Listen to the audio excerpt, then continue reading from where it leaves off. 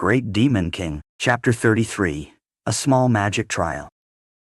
Han Shuo didn't immediately rest upon returning to the hotel's cramped storage room. Instead, he resumed his diligent practice, fully immersed in refining his magical prowess. The magical yuan within his body circulated according to the rigorous principles of demonic magic. With focused determination, Han Shuo guided the flow through every inch of his meridians, skin, muscles, and bones. Each session of cultivation not only enhanced his physical strength, but also sharpened his 5 senses, making him more attuned to his surroundings and more formidable as a necromancer. Today Han Shuo was particularly intent on breaking through the final bottleneck outlined in the mystical Glacial Spellfire technique. This advanced spell required him to channel his magical yuan into the centers of his 2 hands, meticulously clearing the meridians in his 5 fingers and bones. The process was excruciating, as sharp pain radiated from his bones and meridians, causing his hands to tremble violently. Beads of sweat trickled down his forehead, his muscles quivering with the strain. Despite the overwhelming pain, Han Shuo gritted his teeth and persevered. He understood that this was a critical juncture in his training.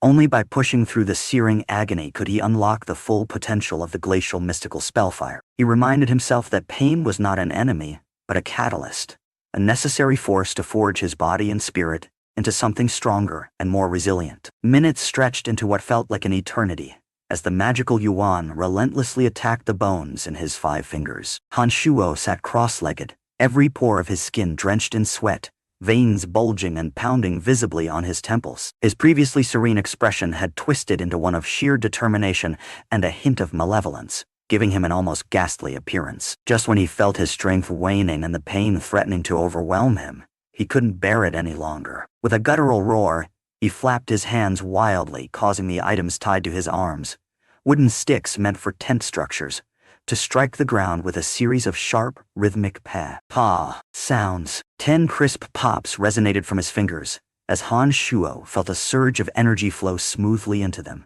free of obstruction. In an instant, 10 purple-red embers, reminiscent of candle flames, blossomed from his fingertips. These mystical flames sparkled with breathtaking colors in the dimly lit storage room, resembling hypnotic flowers that had just burst into bloom. The transformation was mesmerizing, casting eerie shadows and a magical aura around his hands. His palms, now tinged with a deep purple-red hue, shone with a translucent gleam. The intricate network of bones within his hands was visible, giving his appearance an otherworldly and somewhat sinister quality. The sight was both awe-inspiring and slightly unsettling, a testament to the formidable magic he was beginning to master. A triumphant roar escaped Han Shuo's throat as he stood, eyes wide with elation. He had done it.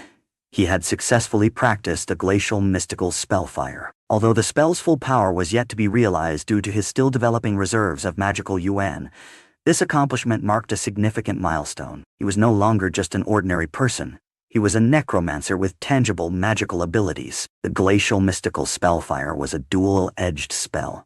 Its red flame burned fiercely, while its purple flame chilled to the bone. Combined, they could inflict devastating damage, either searing through flesh or freezing internal organs into blocks of ice. The potential lethality of this spell made it a feared and respected technique among necromancers. With more practice and greater magical yuan, Han Shuo knew he could concentrate these flames into his palms, unleashing even more terrifying power. Exhausted but satisfied, Han Shuo felt the weight of his success and the adrenaline of his accomplishment. The intense pain had subsided, replaced by a deep sense of achievement. His body, though weary, felt stronger and more capable than before. With a contented sigh, he allowed himself a moment of rest before succumbing to a deep, restorative sleep. The next morning, dawn broke over the dark forest, casting a pale light through the dense canopy of towering trees. Under Fanny's leadership, the group of 12 had gathered at the entrance to the town of Droll. The early morning was already bustling with activity as they stocked up on food and water,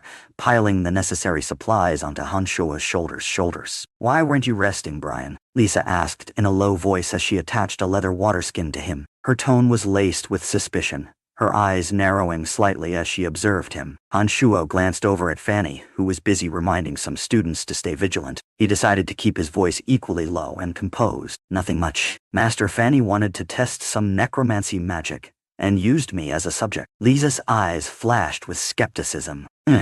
Finn, don't lie to me. If Master Fanny wanted to test your magic, she'd stick to bone arrows. That's basic for apprentices. Why involve an adept mage like her? Han Shuo maintained his calm demeanor, hoping to diffuse her doubt. She wanted to see what level of bone arrow magic I could cast with my current strength. It's part of the training. You can ask Master Fanny if you don't believe me. Lisa was unmoved by his explanation, her distrust evident. She cast a disdainful glance at Han Shuo, shaking her head. Fine, but don't think I won't keep an eye on you. As the day progressed, the group made their way deeper into Droll, a town notorious for its proximity to the dark forest, and its reputation as a hub for adventurers seeking fortune and glory. The streets were abuzz with merchants setting up stalls, adventurers donning armor and weapons, and the scent of freshly cooked meat wafting through the air. Under Fanny's constant guidance, the group pressed on, their path winding through the bustling streets and into the shadowed depths of the dark forest. The forest was vast and teeming with life, both magical and mundane. Towering trees formed a dense canopy overhead, filtering the sunlight into a dappled mosaic on the forest floor. The air was thick with the sounds of rustling leaves, distant animal calls, and the occasional crackle of magical energy. Suddenly, a faint series of rapid footsteps reached Han Shuo's ears. Instinctively, he froze, tilting his head to listen. The sound was distinct, swift, light, and definitely not human. I hear something. Creatures approaching fast, he whispered, glancing around cautiously. Bah! A novice necromancer with a particular disdain for Han Shuo let out a mocking laugh. Oh please, you're just an errand boy. Quit pretending you can hear danger coming. Don't try to show off. Han Shuo remained silent, though he tightened his grip on his load, staying alert. He had grown accustomed to such remarks, understanding that his role as an errand slave often made him the target of ridicule. As they continued walking, the footsteps grew louder and more defined. Fanny's face suddenly shifted from determination to alertness. Something's moving this way. Magical creatures, she announced in a hushed tone, raising a hand to halt the group. Everyone, put down your packs and get ready. We may have to fight. We're still in the forest outskirts, so they shouldn't be too powerful, but don't let your guard down. At her command, the students hurriedly unstrapped their bags and crates, forming a defensive ring with their weapons and staves at the ready. Panic fluttered in their eyes, but Fanny's calm authority kept them focused. From the shadows emerged 5 cat-like creatures, each with 3 heads, spiky tails, and eyes that glimmered with an eerie yellow light. Their movements were swift and predatory, eyes fixed hungrily on the group. Not to worry, these are just barbtail cats. Everyone, hurry and attack. Show me the results of your magic training, Fanny instructed, breathing a sigh of relief as she recognized the creatures. Almost immediately, bone arrows materialized from thin air as the students finished their incantations. The arrows flew toward the barbtail cats with whooshing sounds. 3 of the creatures were swiftly hit by the arrows, blood blossoming on their brown fur and hindering their speed. However, the first 2 cats, those that had rushed up first, managed to evade the attacks and dashed straight toward the group. Chaos erupted as panic set in. The students' bone arrow attacks became erratic, veering off course or exploding mid-air due to their frantic attempts. The 2 charging cats darted left and right, their movements unpredictable. Fanny acted swiftly, casting her own bone arrows with precision. 3 arrows flew directly into the heads of one of the left-side cats, silencing its aggressive charge with a series of shrill wails. The cat, now lifeless, retreated fearfully. Meanwhile, the other barbtail cat focused its attention on Han Shuo. In the midst of the students' panic, Jean had been preoccupied with Fanny's side, and only reacted after Fanny had dealt with the first cat. By the time he turned to help, it was almost too late. The cat had charged directly at Han Shuo, its 3 fanged heads and razor-sharp claws poised to strike. Brian, be careful. Fanny and Lisa screamed in unison, their voices filled with fear. Han Shuo's expression remained calm, betraying none of the panic he felt inside. A cold, calculating smile curled at the corners of his lips as he faced the impending threat. Without hesitation, he moved with lightning speed. His left arm swung violently, and the durable wooden sticks tied to his arms caught the barbtail cat's sharp claws. Simultaneously, his right hand thrust forward, releasing a bright red line through the air. The motion was swift and precise, his hand landing squarely on the cat's lower abdomen before retracting. Gina's bone arrows arrived just in time, 2 arrows soaring towards the barbed tail cat. The creature, let out 3 ghastly wails as it collapsed lifelessly to the ground with a heavy thud. The remaining 4 barbed-tail cats, already injured and spooked, fled into the shadows, their cries echoing through the forest as they vanished without a trace. Amy, one of the novice mages, watched in awe.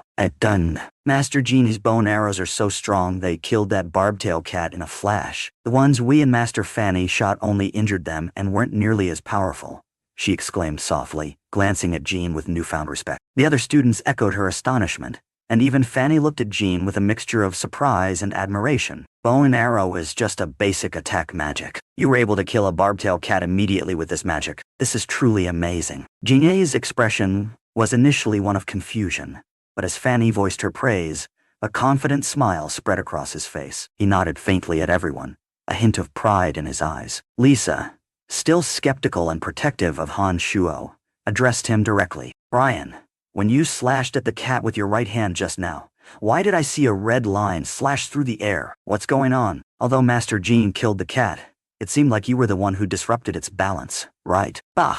Another student who held a grudge against Han Shuo chimed in with disdain.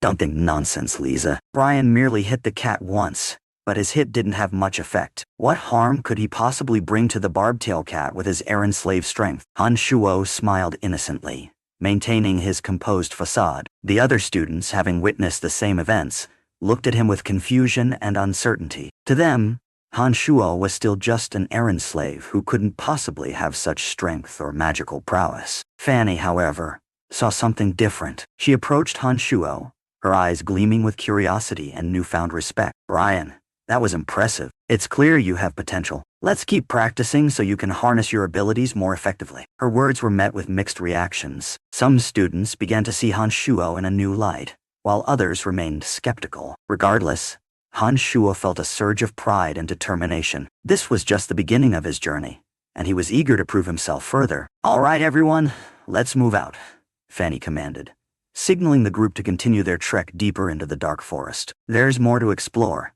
and we need to stay alert. These creatures won't be the only challenges we face. As they walked, Han Shuo reflected on his progress, the success of the Glacial Mystical Spellfire, and his unexpected display of magical prowess had given him a glimpse of his true potential. He knew that with continued practice and dedication, he could unlock even greater powers, both in necromancy and his demonic cultivation. Night fell as they ventured further into the forest, the moon casting silvery shadows through the dense canopy. A bonfire was lit, its flames burning bright red, providing warmth and light in the chilly night air. Han Shuo took charge of preparing the meal, his hands deftly handling the fresh meat draped over branches. The scent of cooking meat mixed with the earthy aroma of the forest, creating an inviting atmosphere around the bonfire. Your cooking skills are impressive, Brian, Lisa admitted grudgingly as she took a bite of the seasoned meat. I didn't know you knew how to cook like this. Han Shuo chuckled softly, the earlier tension easing as he focused on his role. Just trying to make sure we have enough energy for tomorrow's journey. It's all part of the training. Fanny nodded appreciatively, watching him with a mixture of pride and intrigue. Indeed, every small accomplishment in magic and survival skills brings us one step closer to our goal. Keep up the good work, everyone. As the group enjoyed their meal, the camaraderie among them grew stronger. The earlier incident with the barbed-tail cats had not only demonstrated Han Shuo's hidden strengths, but also began to shift the dynamics within the group. Respect for him was slowly replacing the previous underestimation, setting the stage for future developments in their adventure. Han Shuo felt a renewed sense of purpose. With each passing day, he was not only becoming a more powerful necromancer, but also forging stronger bonds with his fellow students. The challenges of the dark forest were formidable, but with his growing magical abilities and the support of his mentors and peers, he was confident that he could overcome whatever obstacles lay ahead.